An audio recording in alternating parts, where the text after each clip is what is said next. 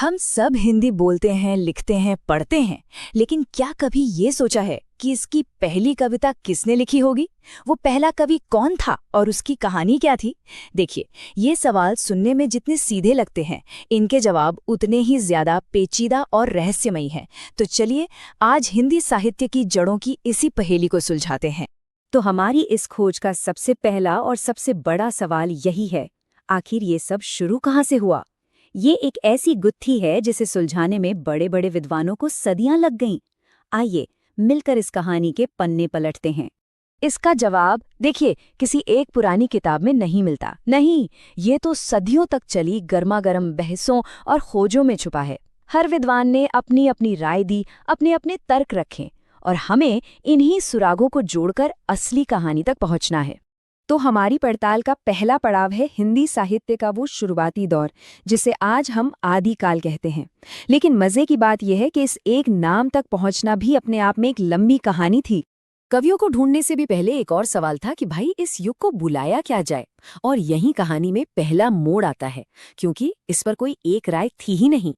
जरा इस टेबल पर नजर डालिए, मतलब एक ही दौर के कितने नाम।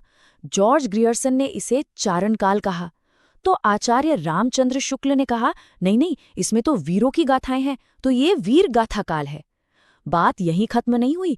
राहुल सांकृत्य ने इसे सिद्ध सामंत काल का नाम दिया। यानी हर कोई उस दौर को अपनी नजर से देख रहा था, और हर नाम उसकी एक अलग पहचान बता रहा था। तो इतनी सारी बहसों और अलग अलग नामों के बीच आखिरकार एक नाम पर सहमति बनी, और वो था आचार्य हजारी प्रसाद द्विवेदी का दिया हुआ नाम आदिकाल। ये नाम इसलिए चला क्योंकि ये किसी एक पक्ष में नहीं बंधता, बल्कि बस ये बताता है कि ये शुरुआत थी। सिंपल। तो चलिए अब इसी नाम को पकड़कर अपनी खोज आगे बढ़ाते हैं। ठीक है, तो युग का नाम तो तय हो गया, पर अब आता है असली सबसे बड़ा सवाल। हिंदी का पहला कवि आखिर था कौन? और यहाँ भी दावेदारों की एक लंबी लाइन थी। शिव सिंह सेंगर को लगता था कि वो पुष्यदंत थे। गणपति चंद्र गुप्त ने शालिभद्र सूरी का नाम आगे किया। राहुल सांकृत्यायन का वोट गया सरहपा को, जबकि आचार्य शुक्ल चंदबरदाई को पहला महाकवि मानते थे। मतलब एक तरह से हर विद्वान का अपना एक उम्मीदवार था।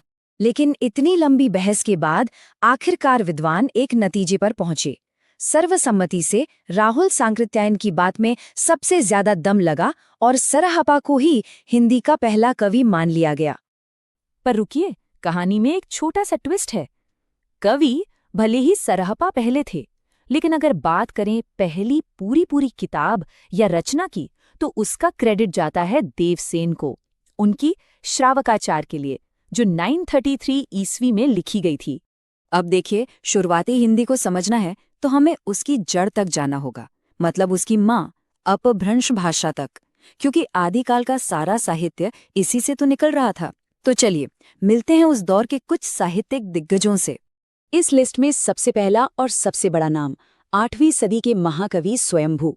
इन्हें अपभ्रंश साहित्य का वो पहला पत्थर कह सकते हैं, जिस पर आगे की पूरी इमारत खड़ी हुई।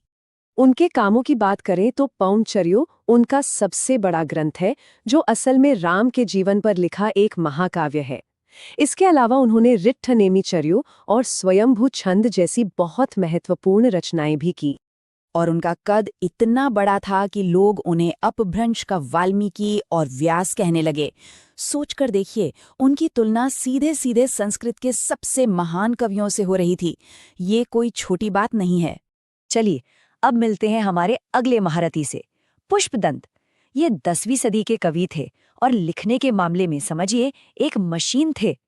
उनके बड़े कामों में आते हैं महापुराण, रणयकुमारचर्यु और जसहरचर्यु। और सबसे मजेदार बात, वो खुद को बड़े दिलचस्प टाइटल देते थे, जैसे अभिमान मेरु यानी गर्व का पहाड़, और काव्य रत्नाकर मतलब कविता का समंदर। जरा उनका आत्मविश्वास देखिए।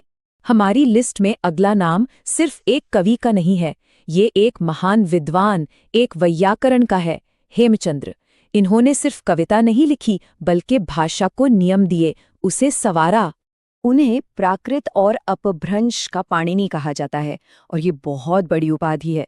जैसे पाणिनि ने संस्कृत व्याकरण को एक ढांचा दिया था, बिल्कुल वैसे ही हेमचंद्र ने अपने ग्रंथ सिद्ध हेम शब्दानुशासन से प्राकृत और अपभ्रंश को एक मजबूत व्याकरण दिया। तो हमने नाम देख लिए, कवि देख लिए, उनके काम देख लिए। अब सवाल ये है कि इस सब का मतलब क्या है? इस पुराने युग ने हमें आज क्या दिया है? आदिकाल की विरासत क्या है? अगर हम भाषा के सफर को देखें तो ये एक सीधी लाइन की तरह है। पहले प्राकृत थी, उससे निकली अपभ्रंश, और फिर इसी अपभ्रंश की कोख से हमारी शुरुआती हिंदी ने जन्म लिया, एक के बाद एक, सीढ़ियों की तरह।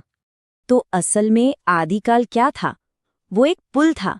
एक तरफ पुरानी भाषा थी, दूसरी तरफ हमारी आज की आधुनिक भाषा, और आदिकाल ने इन दोनों को जोड़ा।